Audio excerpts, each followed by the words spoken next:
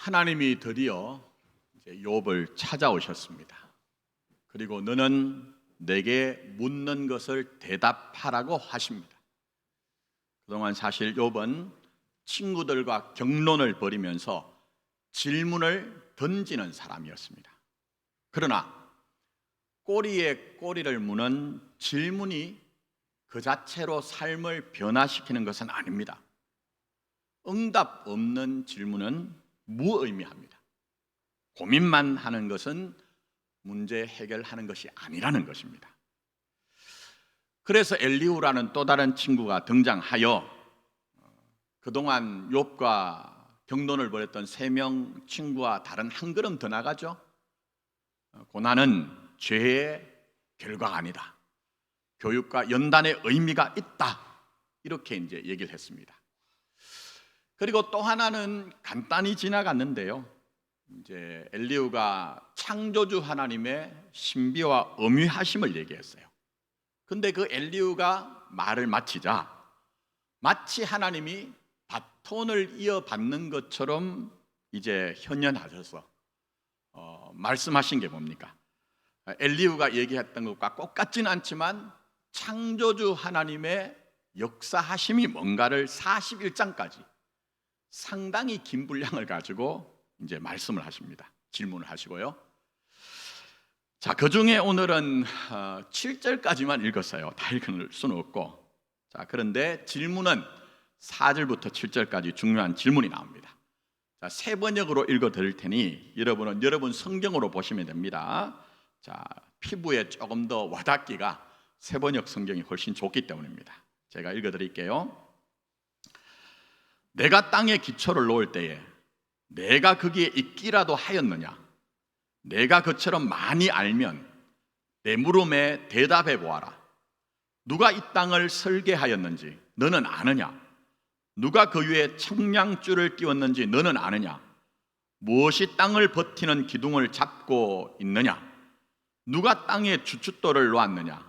그날 새벽에 별들이 함께 노래하였고 천사들은 모두 기쁨으로 소리를 질렀다. 이겁니다.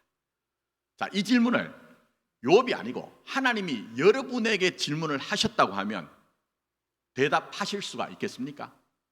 한번 생각해 보십시오.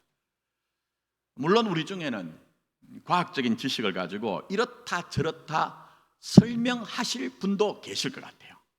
그러나 그렇다고 해도 그 대답을 어느 정도 하실 수 있으며 본인이 가진 대답이 정답이라고 얘기하실 수 있겠느냐 하는 거예요. 많은 전문가들은요, 과학적 지식뿐만 아니라 모든 학문의 이론은 또 다른 이론이 등장할 때까지만 타당하답니다. 그래서 뭐라고 얘기하느냐? 학문에 얘기하는 모든 이론들은 잠정적인 대답이다. 의심에 대한 잠정적인 대답이다. 이렇게 얘기합니다. 자, 그러나 잘 보시면 하나님이 욥에게 묻는 것은 과학적 대답을 응답을 하라는 얘기가 아닙니다. 네가 한 일이 있느냐 하는 거예요. 네가 한 일이 있느냐? 네가 한 일이 아무것도 없지 않느냐 하는 그 사실을 직면시킴으로 말미암아 지금 욥의 인생에 생긴 일도 자기 능력의 문제가 아니라는 거예요. 자기 실력의 문제가 아니라는 거예요. 심지어 믿음이 좋다, 강하다 하는 차원의 문제가 아니라는 거예요. 그걸 지금 하나님께서는 너는 내게 묻는 것을 대답하라 얘기하고 있습니다. 그런데 보시면 욥이 지금까지 그렇게 친구들에 대해서는 목소리를 높였지만 한마디도 하지 못합니다. 한마디도 하지 못합니다. 물론 40장 3절부터 5절에 딱 한마디 합니다. 41장까지요. 한번 찾아보십시오. 목사 마음에 안 드셔서 안 보셔도 됩니다. 그러나 성경은 보십시오. 자, 40장 3절부터 5절 뭐라고 합니까? 한번 볼까요? 보소서, 나는 비천하오니 무엇이라 주께 대답하리까? 손으로 내 입을 가릴 뿐이로소이다. 내가 한 번 말하여 싸운즉 다시는 더 대답하지 아니하겠나이다 얘기합니다. 지금까지 욥의 모습과 다르죠. 전혀 다릅니다. 왜 욥은 말하지 못합니까? 친구들과 격론을 벌일 때 사실 그 말은 친구들을 향해 한 말이 아니란 거 아시죠? 어떤 면에서는 폭풍우 같이 욥이 쏟아놓은 말들은 전부 다 하나님을 향한 것이었습니다. 왜요? 내가 당한 일이 이해가 되지 않기 때문에요. 수긍이 되지 않기 때문에요. 그리고 더 나아가서는 그게 자기 인생의 전부라고 생각했기 때문에 불만이 있는 거예요. 분노가 있는 거예요. 그러나 이제 질문하던 자에서 질문을 하나님께 받음으로 말미암아 자기 인생의 실상을 직면했습니다. 내 능력도 아니요, 내 신앙의 실력도 아니라는 것을 직면했어요. 자, 그런 점에서 욥을 다시 한번 생각해 보십시오. 욥이 처음에 고난이 닥쳤을 때는요, 대단하지 않습니까? 훌륭하지 않습니까? 가치 있지 않습니까? 고난이 닥쳤는데 그는 너무 고통스러워서 자기의 겉옷을 찢고 머리털을 밉니다. 애통하다는 얘기예요. 아프다는 얘기예요. 그러나 그런 중에도 땅에 엎드려 뭘 합니까? 예배합니다. 여러분, 이게 쉽겠습니까? 내 삶에 어마어마한 고난과 고통이 닥쳤는데 그때도 하나님을 예배한다. 이거 대단한 거거든요. 실력이 있거든요. 그거 당연한 것 아니겠습니까? 그러면서 하는 얘기가 뭡니까? 내가 모태에서 알몸으로 나싸운 적 또한 알몸이 거리로 돌아갈지라. 주신 이도 여호와시요 거두신 이도 여호와시오니 여호와 이름이 찬송을 받으실지나 하면서 욥이 범죄치 않고 하나님 향하여 원망하지 않았대요. 원망하지 않았대요. 제가 다음 주에 다루겠지만 우리 인생에 생기는 가장 큰 것은요, 원망과 분노입니다. 원망과 분노. 신앙생활 하시면서. 근데 원망하지 않았대요. 대단하잖아요. 그러나 문제는 3장부터는 그렇지 않습니다. 아시죠? 우리 이미 다뤘으니까. 그렇지 않습니다. 욥도. 우리가 그런 것처럼. 욥기 1장 1절에 우스 땅에 욥이라 불리는 사람이 있었는데 그 사람은 온전하고 정직하여 하나님을 경외하며 악을 떠난 자라고 얘기했습니다. 그 아래 5절에 가면 자식들이 잔치를 벌린 후에 혹시 마음으로 하나님을 욕되게 하였을까 하여 제사를 드린데 한 번이 아니고 늘 그랬대요. 늘 그랬대요. 한결같은 모습이죠. 그래서 하나님조차도 사단에게 내 종 욥을 바라고 자랑스러워 하시잖아요. 얼마나 자랑스러워 하십니까? 자, 그러나 욥도 인간입니다. 사람입니다. 하나님이 사람을 만드실 때 아파르 민하 아담아라고 얘기해서 흙에 티끌에서 만들었대요. 욥에게 티끌의 먼지의 본질과 속성이 있는 거예요. 그렇게 대단했던 욥도 지혜로운 자 같으나 어리석어요. 강한 것 같으나 약합니다. 심지어 믿음도 저 정도면 대단한 것이 아닌가 하지만 그 좋고 강하고 대단한 믿음도 욥을 보니까 한없이 추락합니다. 미끄러집니다. 그리고 그 믿음이 어디에 있느냐 하는 그런 우리가 모습을 볼 수가 있잖아요. 그런데 그 모습이 바로 우리의 모습인 거예요. 신앙에 나오는 모든 믿음의 선배들이 보여주는 모습은 영웅이 아니고 우리 사는 것과 똑같은 모습이고 또 그런 모습을 통해서 신앙이 진짜 뭔가를 우리에게 보여주고 있는데, 여러분 제가 전에도 말씀드렸지만 2차 세계대전 당시에 히틀러에 의해서 순교하신 보네프 목사님이십니다. 전기를 읽어보면요 정말 대단합니다. 어마어마하신 분이에요. 근데 그 보네프 목사님이 나는 누구인가 하는 본질적인 실존적인 기도를 남기셨습니다. 이거 전에 인용했으니 다 읽진 않고요, 제가 일부분만 인용해 드릴게요. 한번 들어보십시오. 남들은 종종 내게 말하기를 불행한 나날을 견디는 내 모습이 어찌나 한결같고 번글거리고 당당한지 늘 승리하는 사람 같다는데 남들이 말하는 내가 참나인가 나 스스로 아는 내가 참나인가라는 질문을 던집니다. 그러면서 자기의 진실을 고백합니다. 자, 이렇게 고백하십니다. 새장에 갇힌 새처럼 불안하고 그립고 병약한 나, 목 졸린 사람처럼 숨을 쉬려고 버둥거리는 나, 빛깔과 꽃 새소리에 줄이고 따스한 말과 인정에 목말라 하는 나, 방자함과 사소한 모욕에도 치를 뜨는 나, 좋은 일이 생기기를 학수고대하며 서성거리는 나, 멀리 있는 벗의 신변을 무력하게 걱정하는 나, 기도해도 생각해도 일에도 지쳐 멍한 나, 풀이 죽어 작별을 준비하는 나인데 나는 누구인가? 이것이 나인가 저것이 나인가 둘 다인가? 오늘은 이런 사람이고 내일은 저런 사람인가? 아니면 내 안에 두 사람이 동시에 존재하는가 하는 의문과 탄식을 쏟아놓죠. 근데 이런 모습은 성경에 나오는 믿음의 선배들 뿐만 아니라 우리도 경험을 하죠. 그래서 여러분, 성경을 잘 보시면 우리 인생이 정말 고민과 비탄과 탄식을 해결하여 살면 금상첨화이겠지만, 그러나 신앙은 그런 것이 아니랍니다. 잘 한번 정말 고민하면서 읽어보세요. 해결하며 사는 것이 아니고 그런 현실이 있는데 믿음이 있기 때문에 그 현실을 안고 사는 것이다.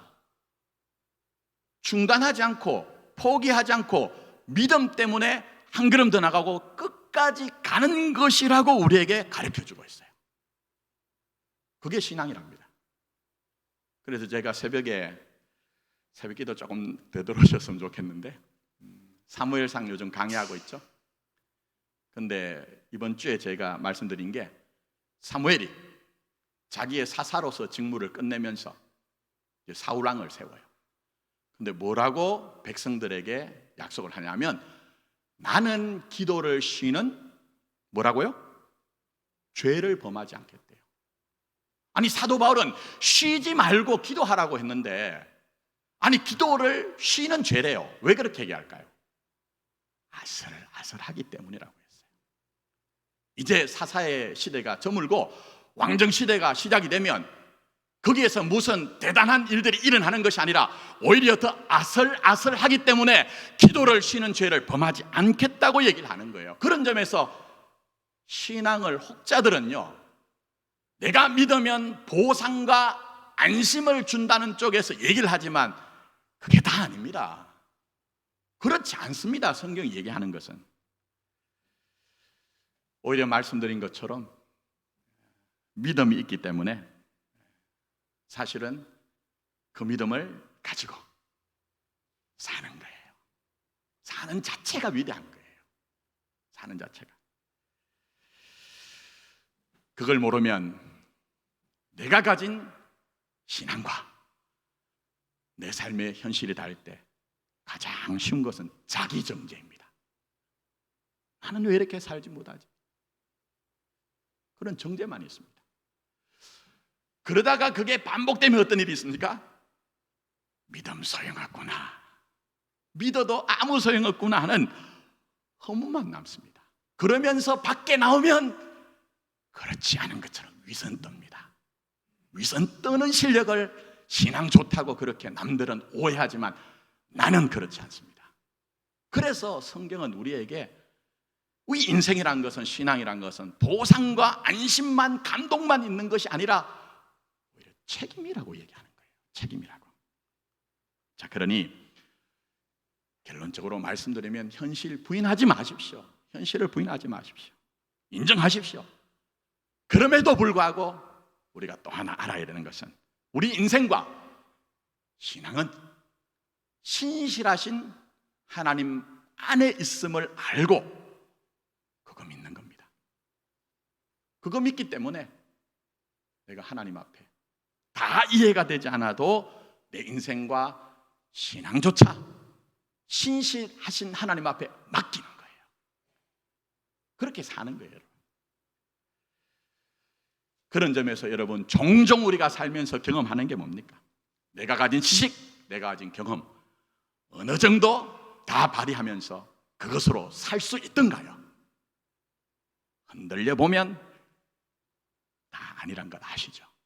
이 정도 사셨으면 이제 아셔야 됩니다. 또 들어가서 내 능력 그게 어느 정도 되던가요? 그것도 흔들려 보면 압니다. 심지어 여러분, 한국 교회에서 믿음은요 자꾸 강하다, 좋다, 크다 이렇게 감각적으로 이해를 시켰기 때문에 신앙이 내 안에 있다고 생각했어요. 그러나 성경은 뭐라고 합니까?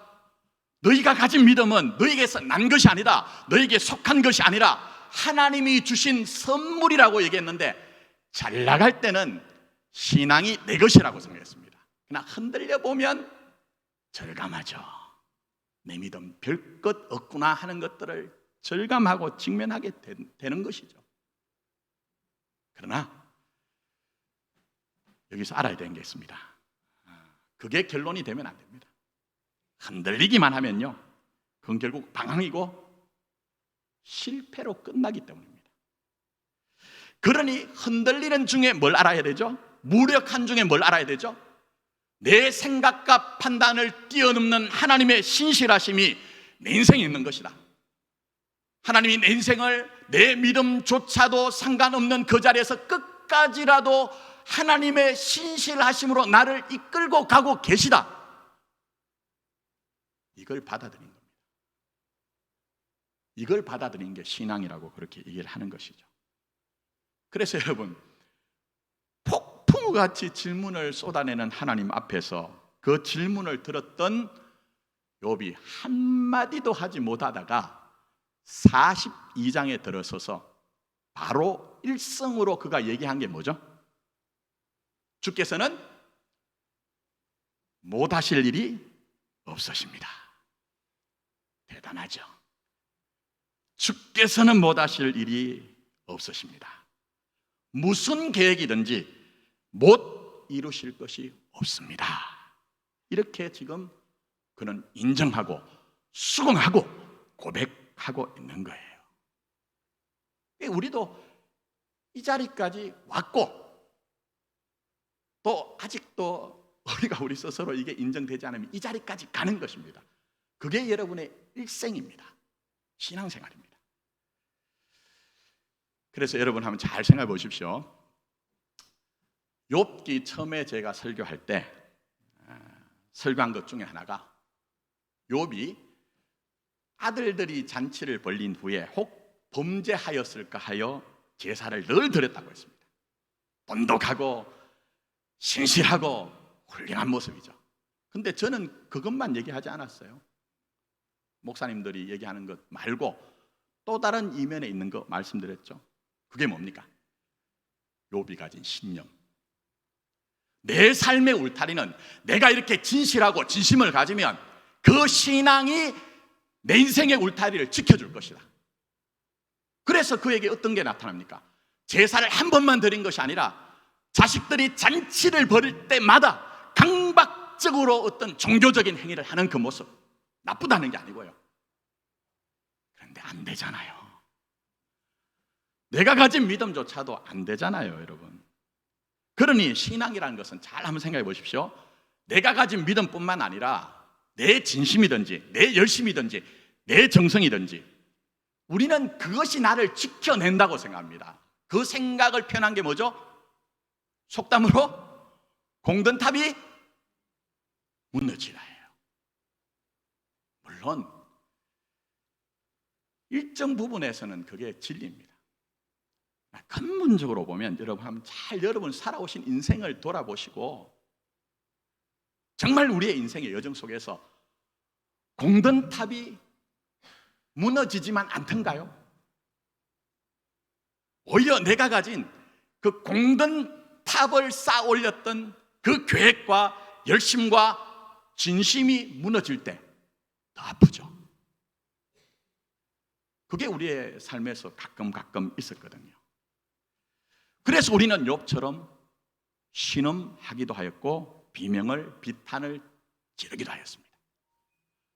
내가 가진 진실이 있음에도 불구하고 거짓이 진실을 짓밟아 버리는 일들도 있었고, 내가 정말 성실해도 끝까지 어디까지 가야 되는가 하는 그런 짐을 지고 가야 되는 삶의 무게가 있었습니다. 그래서 여러분이 제가 보니까요, 사시면서 아유, 사는 게 괜찮아요 라고 하는 분들은 별반 없어요. 솔직하게 진실로 만나면. 왜요? 세상이 호락호락하지 않으니까요. 그리고 세상은 우리에게 폭력적으로 다가오기 때문에 여러분이 살면서 정말 깊이 고민해 보시면 사망의 음침한 골짜기를 지나간다고 다윗이 고백한 사망 권세를 경험하는 곳이 우리 세상입니다. 사는 세상입니다. 그렇죠, 여러분? 진짜 여러분이 삶을 거짓 없이 바라보면, 이해해보면 그렇다는 겁니다. 그런데 목사로서요, 오히려 신앙생활 본인 스스로 잘하고 있다, 좋다고 하는 분들은 성경이 얘기하는 이 진실을 받아들이질 못하더라고요. 왜 그럴까요, 여러분? 내 신앙이 좋으면 하나님은 내게 보상, 안심, 감동, 이것으로 역사하셔야 된다고 이해하기 때문에 그렇습니다. 다 목사 책임입니다. 목사 책임입니다. 시간 관계상 제가 긴 설명 드리긴 어렵지만 오해하지 마시고 대표적으로 두 가지입니다. 하나는 감정, 하나는 설교 중에 이해합니다. 여러분, 남들의 감정 들으시죠? 감동하시죠? 나도 예수 믿으면서 감정 없는 게 아닙니다. 근데 결과는 감동입니다. 목사들이 설교하는 중에 예화를 드는 것은 여러분을 고양시키고 힘을 주기 위해서 믿음이 잘 되더라 하는 어떤 예화만을 얘기합니다. 그게 보상이 남는 거예요. 근데 나는 그때는 아멘하고 대단한 감동을 받았지만 내 삶의 현실에 오면 실제적으로는 보상과 안심과 감동이 있는 게 아니더라는 거예요. 그래서 여러분 잘 생각하고 믿으셔야 됩니다. 성경은 우리에게 하나님이 우리를 어떤 우월한 존재로 그렇게 대접하지 않는답니다. 특별하게 대우하는 것으로 일하시는 것이 아니라 오히려 책임을 주신답니다. 사는 동안 책임을 주신답니다. 그게 성경이 우리에게 말씀하고 있는 우리의 인생이요, 신앙입니다. 근데 문제는 내가 믿음 가지고 책임을 져봐도 책임이 모든 것들을 해결하지 않습니다. 잘 한번 생각해 보세요. 욥으로 얘기하면 하나님 앞에서 자식들이 잔치를 벌린 후에 혹시라도 마음으로 하나님 앞에 욕되게 하였을까 하여 제살 드린 책임을 다했지만 자기에게 겪은 일들은 책임으로 해결을 할 수 없다는 삶의 현실을 만난 거예요. 그렇죠, 여러분? 우리도? 그러나 여기서 하나님이 우리에게 인정하라는 게 있습니다. 그게 뭡니까? 인생 네가 가진 것으로 책임지며 사는 게 아니랍니다. 이런 사실을 통해. 그래서 그동안 폭풍우같이 질문을 쏟아내던 욥이 오히려 폭풍우 가운데 임재하시고 현현하신 하나님이 너 그때 무엇을 하려느냐, 네가 내게 대답을 해보라고 하는 그 하나님의 질문 앞에서 내 실력이 아니요, 내 조건이 아니요, 심지어 내 믿음으로 내 인생이 구성되고 조성되고 유지되고 지탱되는 것이 아니라는 것을 알았기 때문에, 깨달았기 때문에 주께서는 못하실 일이 없사오며 무슨 계획이든지 못 이루실 것이 없습니다라고 도전되는 거예요. 승복하는 거예요. 그러니 다 이해되지 않아도 근본적인 믿음 가십시오. 내 인생과 내 신앙은 신실하신 하나님 안에 있는 것이다. 대답하지 못할 삶의 현실 속에서도 하나님은 못하실 일이 없고 자신의 계획을 내게 포기하지 않고 이루신다. 믿었으면 좋겠습니다. 그래서 하나님은 우리에게 그런 하나님을 알고 믿고 맡기라, 믿고 맡기라, 이렇게 지금도 여러분에게 말씀하시는 거예요. 자, 특히 욥기 지금까지 긴 시간 하려 했지만 38장부터가 욥기의 백미입니다. 굉장히 중요한 내용이 나오지만 다 다룰 수는 없어요. 그래서 여러분이 직접 읽으시고 직접 질문해 보시고 답을 해 보시는데, 자, 1장 시작이 아주 1절 시작이 아주 중요합니다. 자, 38장 1절 보십시오. 그때에 뭐라고 합니까? 여호와께서, 제가 어제 늦게 문자 보내드렸습니다. 일찍 주중에 문자 보내드리면 고민하실까 싶어서 욥기를 주의해서 읽어보신 분들은 38장 이전에 여호와라는 이름이 나오지 않습니다. 하나님의 이름이 그냥 우리말 성경에는 하나님이라고 번역되어 있습니다. 물론 욥기 1장 2절에서 2장까지 하나님이 사단에게 욥은 시험이 있어도 승리할 것이라고 자랑스럽게 하는 그 부분에서는 여호와라는 이름이 나옵니다. 그런데 정작 본론이라고 할 수 있는 3장부터는요 여호와의 이름이 나오지 않습니다.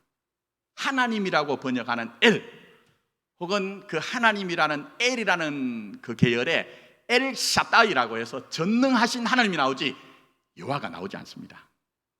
그 엘리후도 지난주 한 걸음 더 나갔다고 했죠. 그런데도 하나님을 여호와라고 부르지 않아요. 그럼 이게 뜻이 뭘까요? 다음 주에 제가 좀 찬찬히 설명드리겠지만 우선 오늘 기억하십시오. 여호와라는 이름은 하나님이 멀리 계신 분이 아니라는 거예요. 지금까지 욥의 친구들은 그저 하나님은 선한 일에 상을 주시고 죄에 대해서는 책벌하시는 그런 기계적인 하나님이다, 멀리 계신 하나님이다 이렇게 외쳤잖아요. 근데 38장의 폭풍우 가운데 임재하신 현현하신 하나님은 내가 비록 이 창조의 세계를 어마어마하게 만들어내었지만 초월하였다는 것으로 끝나는 것이 아니라 내가 멀리 있는 것이 아니라 너와 함께 한다는 거예요. 그 하나님이 여호와 하나님이십니다. 그래서 여기에 여호와라는 이름을 가지고 우리에게 말씀하시는 것입니다. 그래서 여러분 한번 잘 생각해 보십시오. 요 편에서는 지금까지 하나님이 침묵하셨거든요. 침묵하셨어요. 근데 하나님은 침묵한 게 아니라 기다리셨대요. 그리고 결정적인 시간에 현현하셔서 지금까지 욥이 친구들에게 받은 오해, 그것으로 말미암은 수치와 모멸감들을 해결해 주시죠. 내 친구들이 틀려먹었다. 내 친구들이 틀려먹었다. 네 친구들이 회개하지 않으면 나도 용서하지 않겠다고 말씀하시죠. 그리고 더 나가서 제가 나중에 해석해 드리겠지만 욥을 다시 회복을 시켜주시잖아요. 형편을.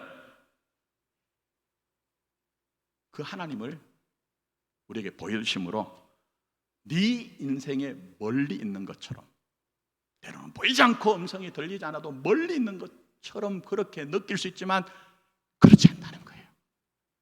인생의 시간과 인생의 사정 속에서 내가 함께함으로 말미암아 건너간다. 안고서라도 내가 건너간다.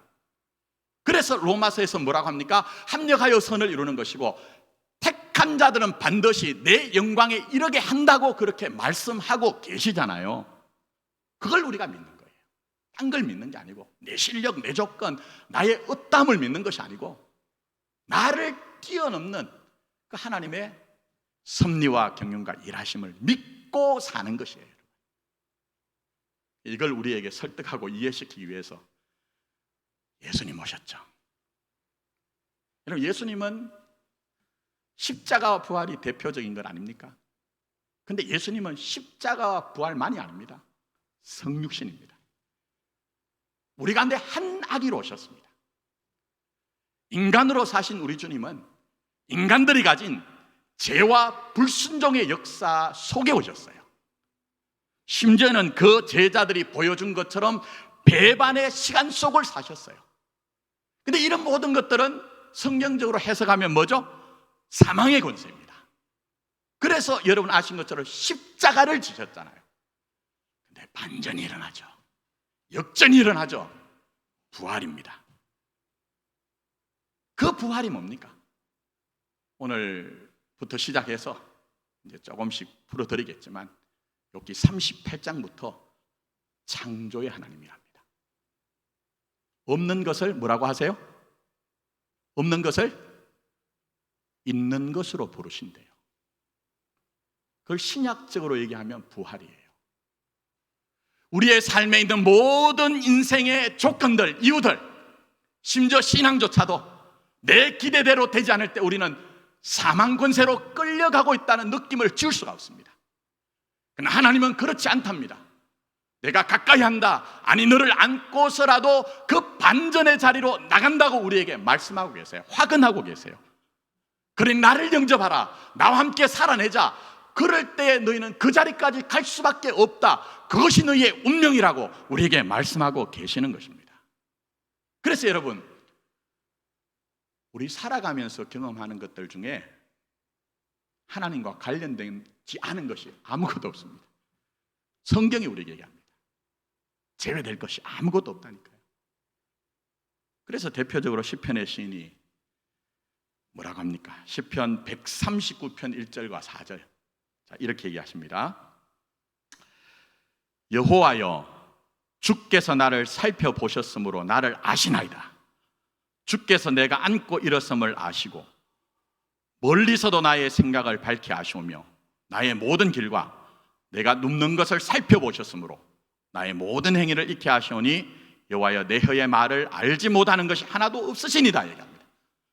어떤 목사님들은 이것을 가지고 하나님이 CCTV를 틀어놓은 것처럼 당신들 말하는 것, 일어서는 것, 눕는 것을 다 감시하신다, 이렇게 이해를 시킵니다. 신앙은 그렇게 강박적이지 않습니다.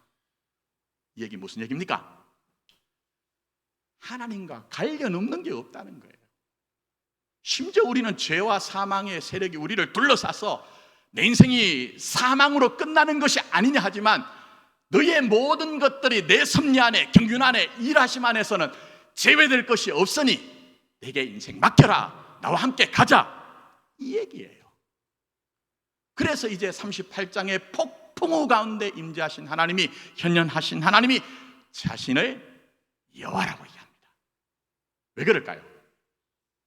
제가 지금까지 욥과 친구들 대비해서 설교만 했기 때문에 여러분은 욥은 대단하고 친구들은 못났다, 이렇게만 이해하실 수 있습니다. 그러나 욥도 못났습니다. 왜요?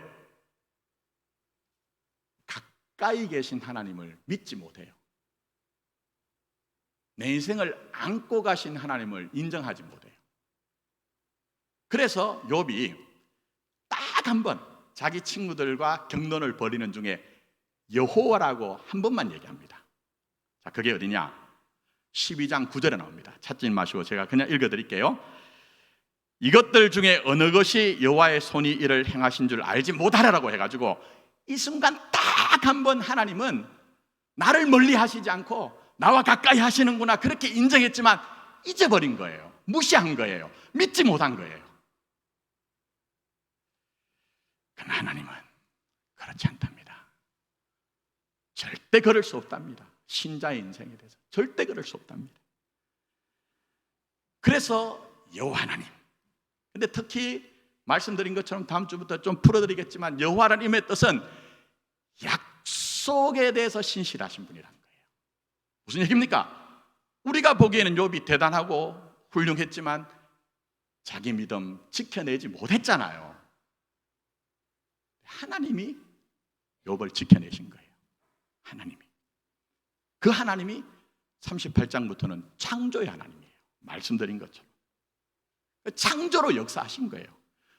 욥은 없는 것으로 갈 수밖에 없었지만 하나님이 그를 있게 하심 속에 확정하셨다는 거예요. 그걸 말씀드린 것처럼 신약으로 얘기하면 부활이에요. 부활. 예?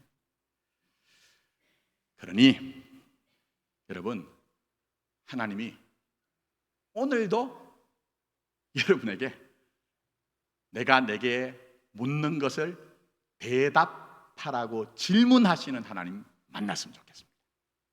그런 하나님 만나야 됩니다. 맹목적으로 예수 믿는 거 아닙니다. 물론 우리가 욥처럼 자연의 신비를 통해서 질문을 받는 건 아닙니다. 제가 볼 때 대부분의 경우는요, 우리의 삶의 현실이 우리에게 질문을 던집니다. 왜 내가 믿으면서도 내가 기대하는 일이 일어나지 않지? 왜 나는 이렇게 염려하며 살지? 나는 고민하며 살지? 탄식하며 살지? 근데 그런 현실을 통해 너는 내게 묻는 것을 내게 대답하라고 말씀하십니다. 그러면서 그 질문하신 하나님이 우리에게 말씀하신 게 뭡니까? 지금까지 말씀드린 겁니다. 인생은 네 실력 뜻대로만 되는 것이 아니고 내 안에 있다. 나와 함께 살자. 가보자. 그렇게 말씀하십니다. 그럴 때에 욥이 결국 하나님께서 수치를 갚아주신 것처럼 저와 여러분도 낮에 해도 밤에 달도 상치 못하신다고 하신 하나님의 돌보심과 하나님의 위로를 받을 수가 있을 것입니다. 다시 온전한 삶을 회복시켜 주신 하나님이 욥을 새롭게 하신 것처럼 때로는 깊은 수렁에 빠져서 우리 스스로는 나올 수 없다고 생각할 때에 우리 인생을 안아서라도 가신 하나님을 믿을 때에 우리의 발을 암사슴의 발처럼 높은 데 이르게 하시는 하나님의 능력으로 살게 하실 것입니다. 우리 교회가 그런 하나님 예배하고 그런 하나님을 고백하는 교회가 되었으면 좋겠고요, 오늘 예배 가운데 있는 여러분들이 그런 하나님을 만나는 복이 있었으면 좋겠습니다. 말씀 정리합니다. 38장부터 등장하신 하나님을 신학적으로 얘기하면요, 좀 골치 아픈 얘기입니다. 하나님은 초월하시면서 내재하신다는 거예요. 이게 보통 얘기가 아닙니다. 근데 논리적으로 보면 안 맞는 얘기입니다. 초월하면 나와 떨어져 있어야 됩니다. 근데요, 성경은 무시무시한 얘기하죠. 하나님은 창조주 하나님으로 떨어져 계시지만 그게 아니다. 하나님 너와 함께 사신다, 얘기를 하는 거예요. 그래서 기독교 신앙은 여러분 학문 아닙니다. 과학도 아닙니다. 철학도 아닙니다. 믿음입니다.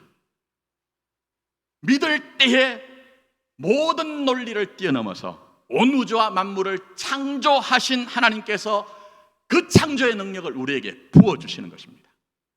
심지어 욥처럼 자기에 있는 그 대단한 믿음조차도 흔들려서 잃어버렸을 때, 그래서 무력한 나를 경험할 때도 하나님이 나를 버리지 않고 포기하지 않고